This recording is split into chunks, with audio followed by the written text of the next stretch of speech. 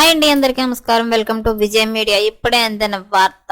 దేశంలోని రైతులందరికీ 2 లక్షల రుణం జనవరి 1 నుంచి ఈ నిబంధన అమలు. లేటెస్ట్ అప్డేట్ రావడం జరిగింది. సో దానికి సంబంధించిన పూర్తి వివరం చెప్పడం కోసం నేను వీడియో చేస్తున్నాను.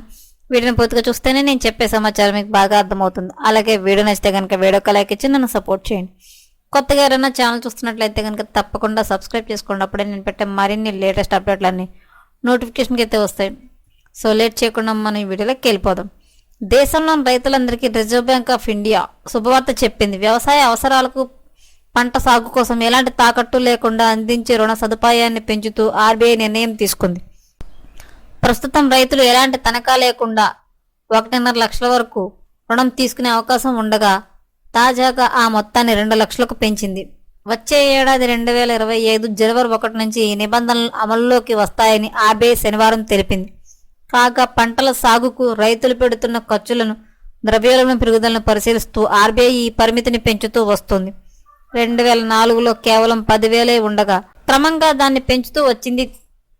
తాజాగా ఈ మొత్తాన్ని 2 లక్షలకు పెంచింది.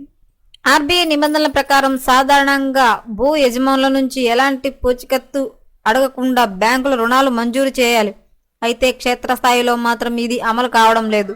దీంతో ప్రైవేట్ వ్యాపారుల నుంచి అధిక వడ్డీతో రుణం తీసుకుని అప్పుల పాలవుతున్నారు రైతులు. ఇలాంటి రైతుల కోసమే ఆర్బీఐ ఎలాంటి పూచీకత్తు లేకుండా 2 లక్షల వరకు రుణాలను అందించాలని బ్యాంకులకు స్పష్టం చేసింది.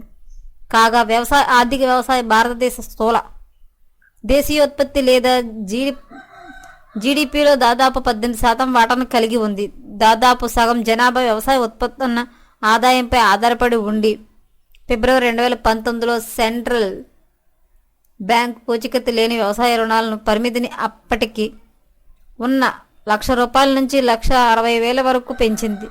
ఇప్పుడు 2 లక్షల వరకు పెంచింది. వ్యవసాయ పెట్టుబడులు ధరలు పెరుగుతున్న నేపథ్యంలో రైతులకు రుణ సదుపాయాన్ని మెరుగుపరచాల్సిన అవసరం ఉందని కేంద్రం వ్యవసాయ మంత్రిత్వ శాఖ పేర్కొంది. ఈ చర్య ద్వారా చిన్న సన్నకారు రైతులైన 86% మందికి ప్రయోజనం చేకూరనుందని తెలిపింది.